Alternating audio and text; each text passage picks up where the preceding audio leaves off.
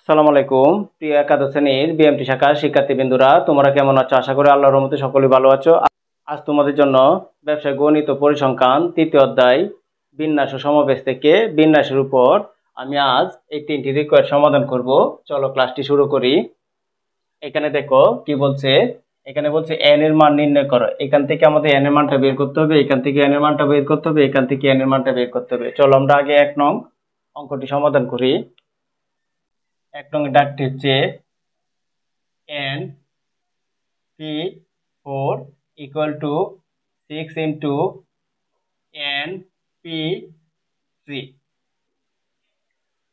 তোমরা মনে রাখবে বিন্যাসের অঙ্ক করতে গেলে তোমাদের অবশ্যই ফ্যাক্টোরিয়ালের মানটা ব্যবহার করতে হবে। আর ফ্যাক্টোরিয়ালের সূত্রটা হচ্ছে, এই যে ফ্যাক্টোরিয়ালের সূত্রটা এভাবে লিখতে হয়, n factorial by n factorial minus r factorial. ফ্যাক্টোরিয়ালের সূত্র, এই যে বিন্যাসের অঙ্কগুলা করতে গেলে এই সূত্রটা তোমাদের ভালো করে জানতে হবে। এখানে লক্ষ্য করো, এখানে প্রথম যে মানটা থাকবে এটা হচ্ছে n এর মান, তাহলে এখানে n এর মান n এই, আর এই যে নিচে যে মানটা থাকবে এটা হচ্ছে r এর মান, তাহলে r এর মানটা হবে 4। আমরা এখানে এই যে এই সূত্রটা অনুসারে আমরা এই মানটা প্রয়োগ করব। তাহলে চলো আমরা এখানে মানটা প্রয়োগ করি। প্রথমে যে ভাগ আকার টান দিয়ে উপরে লিখবো n ফ্যাক্টোরিয়াল, যেহেতু n এর মান n ই আছে তাহলে আমরা এখানে n ই বসাতে হবে। এখানে যদি কোনো সংখ্যা থাকতো যেমন 4 5 6 7, তাহলে এখানে 7 বসাইতাম, বা 6 বসাইতাম, বা 4 বসাইতাম, বা 5 বসাইতাম।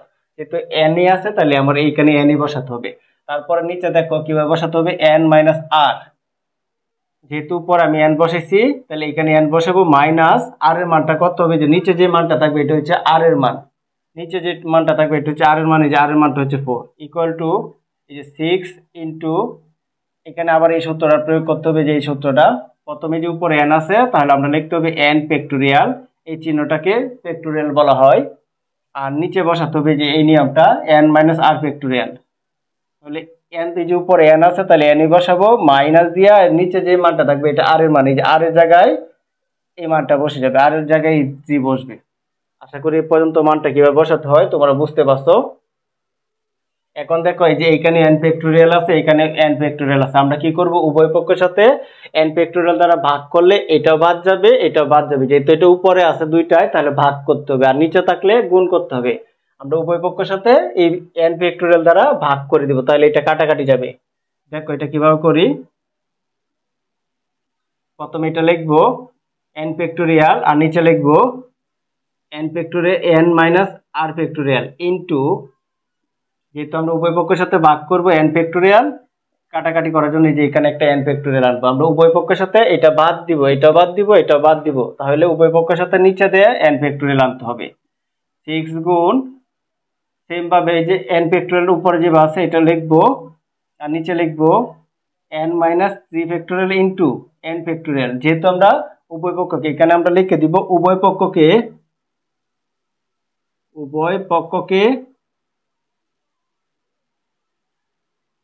n ফ্যাক্টোরিয়াল দ্বারা ভাগ করে পাই। উভয় পক্ষের সাথে আমরা n ফ্যাক্টোরিয়াল ভাগ দিব, তাহলে আমার এই n ফ্যাক্টোরিয়াল এই n ফ্যাক্টোরিয়াল কাটা যাবে, এখানে n ফ্যাক্টোরিয়াল এখানে n ফ্যাক্টোরিয়াল কাটা যাবে। তাহলে এখানে আমাদের ফলটা হবে, দেখো এটার নিচে যে মান আছে উপরে কিন্তু কাটতেছে আর কোনো মান নাই, তাহলে উপরে 1 বসবে, কারণ নিচে মান যেহেতু আছে তাহলে অবশ্যই মনে রাখবে উপরে কিছু না থাকলে 1 বসাতে হয়।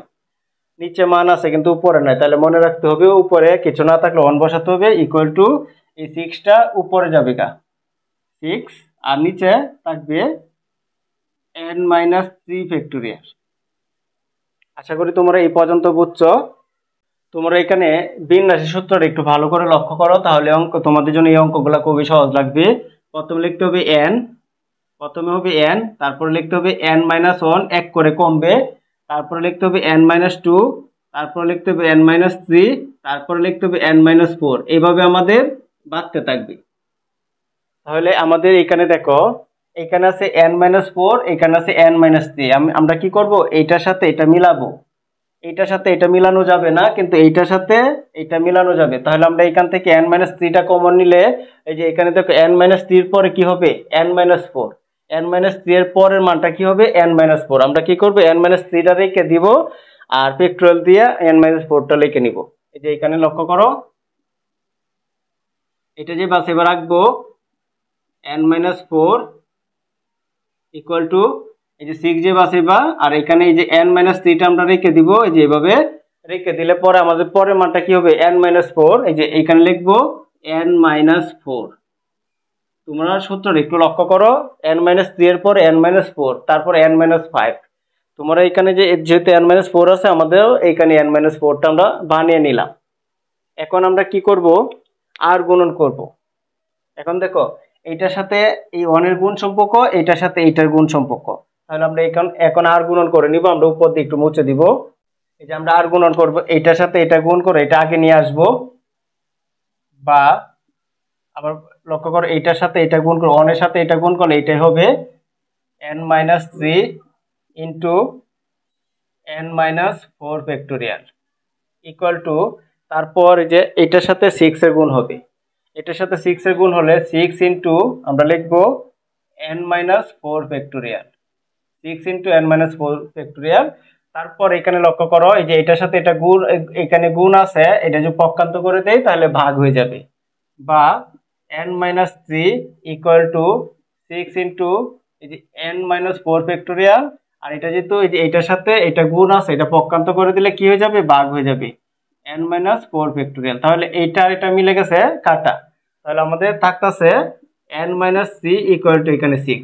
তারপর এটা মাইনাস আছে, এটা পক্ষান্ত করলে কি হয়ে যাবে, প্লাস হয়ে যাবে, বা n ইকুয়াল টু 6, এটা মাইনাস হয়ে ওই পাশে পক্ষান্তর করলে প্লাস হয়ে যাবে, 3 হয়ে যাবে। সুতরাং n ইকুয়াল টু 9। তাহলে আমাদের উত্তরটা হবে 9। আমাদের বলছে n এর মানটা নির্ণয় করার জন্য। আশা করি 1 নং অঙ্কটা তোমরা বুঝতে পারছো। এটাই আমাদের 1 নং এর আনসার। এখন আমরা এই যে 2 নং অঙ্কটি সমাধান করব। প্রথমে আমরা দাগটা তুলে নিব, np4 ইকুয়াল টু 6 গুণ np2। এখন আমাদের কাজটা তোমরা মনে রাখবে, যে বিন্যাসের এই সূত্রটা অবশ্যই তোমরা ভালো করে মনে রাখবে। বিন্যাসের সূত্র হচ্ছে যে n factorial by n-r factorial. এই বিন্যাসের এই সূত্রটা তোমাদের মনে রাখতে হবে। এটা সাজানোর নিয়ম হচ্ছে যে np4, এটা সাজানোর নিয়ম হচ্ছে প্রথমে n ফ্যাক্টোরিয়াল আর নিচে হবে n-r ফ্যাক্টোরিয়াল। যে প্রথমে এখানে যেটা থাকবে এই মানটাই উপরে বসবে, আর নিচে বসাতে হবে এই যে এইটার সাথে নিচে যে মানটা থাকবে এটা বিয়োগ করে বসাতে হবে। তাহলে মনে রাখবে, উপরের মানটাকে, এই যে উপরে যে মানটা থাকবে এটাকে n দ্বারা প্রকাশ করতে হবে, তাহলে n এর মান nই হবে। আর নিচে যে মানটা থাকবে এটা r দ্বারা প্রকাশ করতে হবে, এটাকে r দ্বারা, r এর মান 4 হবে। তাহলে চলো আমরা মানটা বসাই। সূত্রটা হবে, প্রথমে লিখবো n ফ্যাক্টোরিয়াল আর নিচে লিখবো n মাইনাস এই যে r এর মানটা কত, r এর মানটা এই যে এখানে n-r, r এর মানটা হচ্ছে 4, এখানে 4 লিখবো। আশা করি এটা বুঝতে পারছো তোমরা। তারপর সমান সমান এই যে গুণ 6 লিখে গুণ দিব, গুণ দেওয়ার পর এখানে এই সূত্রটা লিখবো। প্রথমে লিখবো n ফ্যাক্টোরিয়াল, n এর মান যেহেতু nই তাহলে nই থাকবে, আর নিচে লিখবো n-2 মানে r এর মানটা হচ্ছে 2, n থেকে যে 8টা বিয়োগ মানে r এর মান হচ্ছে 2, এখানে r এর মানটা হবে 2। আশা করি কিভাবে লিখছি তোমরা বুঝতে পারছো। তারপর আমাদের কাজটা হবে যে এখানে n আছে, এখানে n আছে, n ফ্যাক্টোরিয়াল n ফ্যাক্টোরিয়াল। তাহলে আমরা কি করব, উভয় পক্ষের সাথে n ফ্যাক্টোরিয়াল দ্বারা ভাগ করে নিব, উভয় পক্ষের সাথে n ফ্যাক্টোরিয়াল দ্বারা ভাগ করে নিব। তাহলে আমাদের কাজটা হবে যে প্রথমে লিখব n factorial by n-4 into n factorial. যেহেতু উপরে n ফ্যাক্টোরিয়াল আছে, n ফ্যাক্টোরিয়ালটা আমরা কেটে দিতে হবে, এই কারণে নিচে একটা n ফ্যাক্টোরিয়াল আনবো, এইখানে লিখে দিব উভয় পক্ষের সাথেই n ফ্যাক্টোরিয়াল দ্বারা ভাগ করে। 6 ইন্টু এই যে n ফ্যাক্টোরিয়াল যে ব্যবস্থা এবার রাখবো, আর নিচে লিখবো n-2 factorial into n factorial. এটা কেন আনলাম, আমরা এটার সাথে এটা কাটতে হবে, এটার সাথে এটা কাটতে হবে, এখানে লিখে দিব উভয় পক্ষকে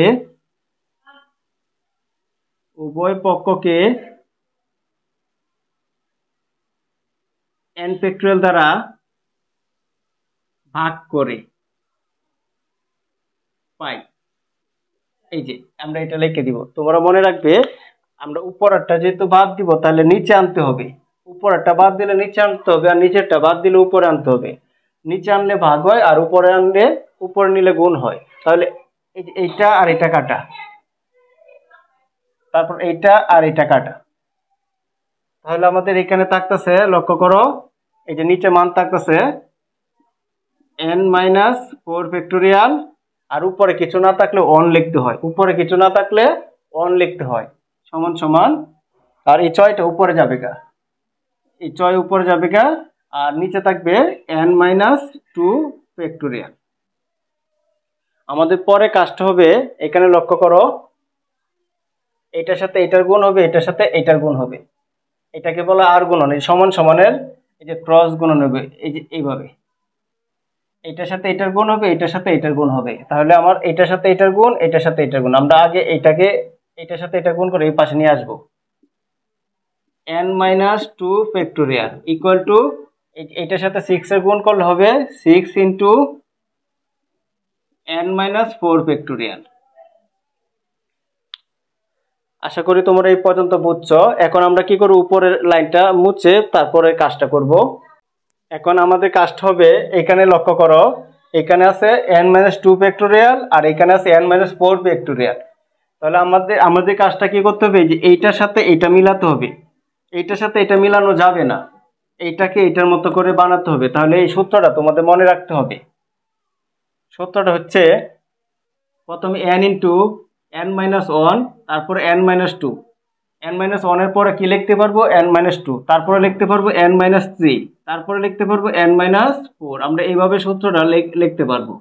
তাহলে এখানে যেহেতু 2 আছে, 2 এর পরে কি লিখতে পারবো 3 লিখতে পারবো, তারপরে 4, আমরা এটার সাথে মিলাইতে গেলে প্রথম এরকম 2 এবং 3 কমন নিয়ে নিব। তাহলে চলো এখানে লক্ষ্য করো, তাহলে বুঝতে পারবা, এই যে n-2 কমন নিলাম, n-3 কমন নিলাম, তাহলে পরে আমার ফ্যাক্টোরিয়াল দিয়ে লিখতে হবে n-4 factorial equal to 6 into n-4 factorial, n-4 factorial. আশা করি তোমরা এই জায়গাটা বুঝছো। আমরা এখানে এই যে এটার সাথে এটা মিলানোর জন্য আমরা দুইটা কমন নিয়ে নিছি, এই যে সূত্রটা তোমরা মাথায় রাখবে, প্রথমে 2 তারপরে 3 তারপরে 4, তাহলে যেহেতু আমার 2 এর পরে 3 তারপরে 4 অনেকটা দূরে, তাহলে আমার যে দুইটা লাগবে না এই দুইটাকে আমরা কমন নিয়ে নিব, আর যেটা লাগবে তারপরে 3 এর পরে 4 এর সাথে ফ্যাক্টোরিয়াল দিয়ে দিব, তাহলে এটা আর এটা মিলছে, আমরা কাটাকাটি করতে পারবো। কিভাবে কাটবো এখানে লক্ষ্য করো, এইটার সাথে এই যে এইটার সাথে এই জায়গাটায় এই মানটার সাথে এই মানটা গুণ সম্পর্ক, এটা যদি পক্ষান্তর করে দেই তাহলে ভাগ হয়ে যাবে, তাহলে n-2 n-3 equal to 6 into n-4 factorial by n-4 factorial. তাহলে এই যে এটা আর এটা কাটা মিলে গেছে, তাহলে আমার এখানে থাকতে 6, আর এই দুইটা আমরা গুণ করব। এটা কিভাবে গুণটা করব তোমরা এখানে লক্ষ্য করো, তাহলে বুঝতে পারবে। এই দুইটা গুণটা n-2 আর n-3, প্রথমে আমাদের গুণটা করতে হবে যে n এর সাথে এই n এর গুণ করতে হবে, তো n আর n যদি গুণ করি n ইন্টু n, তাহলে আমরা ফলটা পাবো n স্কয়ার, এখানে লিখবো আমরা n স্কয়ার, তারপর আমরা n এর সাথে লিখবো এই যে 3 এর গুণ, -3 এর গুণ, তাহলে n গুণ -3, তাহলে আমাদের ফলটা হবে -3n, এখানে ফলটা হবে -3n, তারপর আবার 2 এর সাথে মাইনাস, এই যে এটা দিয়া এই দুটাকে কাজ করে ফেলছি, তাহলে n এর কাজ শেষ, এখন -2 দিয়া n কে গুণ করতে হবে, তাহলে -2 গুণ n, তাহলে আমাদের ফলটা হবে -2n, তারপর -2 এর সাথে -3 এর গুণ করতে হবে, -2 গুণ -3, তাহলে আমাদের এই মাইনাস এই যে মাইনাস প্লাস হবে, 3 দোকানে কত হবে 6 হবে, তাহলে আমাদের এখানে হবে প্লাসের 6, আমরা এই ফলটা এখানে গুণ করে পাবো। তাহলে চলো আমরা আবার রিপিট করি, এই n এর সাথে এই n এর গুণ হবে, n এ কি হবে n স্কয়ার, আবার এই n এর সাথে -3 গুণ হবে, তাহলে -3n, আবার এই -2 এর সাথে প্লাস n এর গুণ হবে, তাহলে প্লাস মাইনাসে -2 এর সাথে n এর গুণ হলে 2n, আবার এই -2 এর সাথে -3 এর গুণ, মাইনাসের প্লাস, 3 দোকানে কত 6, আর এখানে আছে কি শুধু 6। আশা করি তোমরা এটা বুঝতে পারছো। এখন এই যে n স্কয়ারটা যেভাবে আছে এবার রাখবো, এই যে 3n এর আগেও দেখো মাইনাস, 2n এর আগেও দেখো মাইনাস। যদি দুইটা এর আগে মাইনাস থাকে তাহলে মাইনাসের যোগ হবে, মাইনাসের 3টা আর মাইনাসের 2টা, মাইনাসের 5টা হবে। তোমরা মনে রাখবে দুইটা সংখ্যার আগে যদি মাইনাস থাকে তাহলে এটা যদি যোগ করো তাহলে এটা হবে মাইনাসের যে সংখ্যাটা বৃদ্ধি পাবে কিন্তু চিহ্নটা মাইনাসে রয়ে যাবে। আর তারপর এই যে এখানে দেখো এই দুইটা কাজ করে আমরা এটা পাইছি, এটা প্লাস আছে, এটা পক্ষান্ত করলে কি হয়ে যাবে মাইনাস হয়ে যাবে। 6 মাইনাস 6 ছয় গেলে কত 0 হবে, বা n square minus 5n equal to 0। তারপর আমরা এখান থেকে কি কমন নিতে পারি, একটা n কমন নিতে পারি। n যদি কমন নিই তাহলে আমরা পাবো n মাইনাস 5। কি কারণে, এখানে দেখো n কমন নেওয়ার যদি কমন নেওয়ার কথা বলে তাহলে মনে রাখবো ভাগ বোঝা, এটার সাথে n দ্বারা ভাগ বোঝাবে, এটার সাথে n দ্বারা ভাগ বোঝাবে, যে n স্কয়ার ইকুয়াল টু কি n ইন্টু n, আর আমরা n দ্বারা ভাগ করতেছি, n এর কাটতে হলে কি পাইতেছি এই n, এই যে n টেন। আর 5n এর সাথে দেখো 5n এর সাথে যদি n দ্বারা ভাগ করে n এ কাটাতে ফল পাইতে 5, এই যে এখানে বসবে 5, আর ইকুয়াল টু এখানে যেটা আছে এটা 0ই বসবে। তোমরা মনে রাখবে কমন নেওয়ার কথা বললে দুইটার সাথে যেটা মিলবে শুধু এইটাই কমন নিতে পারবে। এখন আমাদের হয় অথবা দিয়ে কাজটা করতে হবে, আমরা এই দিক দিয়ে করে নেই। এখানে আমরা লিখবো হয়, এই যে এখানে লক্ষ্য করো, হয় n ইকুয়াল টু 0 অথবা n মাইনাস 5 ইকুয়াল টু 0। সুতরাং n সমান সমান 5, আর এটা n এর মানটা কখনোই গ্রহণযোগ্য হবে না, এটা গ্রহণযোগ্য নয়। কেন গ্রহণযোগ্য নয় তোমরা মনে রাখবে, এই বিন্যাসের অঙ্ক করার সময় n এর মান কখনো 0 হতে পারবে না, কখনোই 0 হতে পারবে না, সর্বনিম্ন হচ্ছে 1 এর চাইতে আর নিচে নামানো যায় না। তোমরা এই কথাটা মনে রাখবে, এই কারণে এটা গ্রহণযোগ্য নয়, মানে নট ইকুয়াল টু হবে। আশা করি তোমরা বুঝতে পারছো। তাহলে আমাদের আনসারটা হবে n, তাহলে এই যে 2 নং এর আনসারটাও n। এখন আমরা এই যে 3 নং দাগটি সমাধান করব।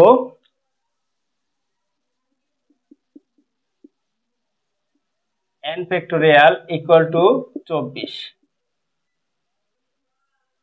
তোমরা অবশ্যই এই অঙ্কটা করতে গেলে এই সূত্রটা তোমাদের মনে রাখতে হবে, n factorial into n minus 1 factorial into n minus 2 factorial into n minus 3 factorial into n minus 4 factorial. আমরা এভাবে মান ধরে ধরে যাব, আমরা দেখব কয়টা মান ধরলে আমাদের 24 হয়। যদি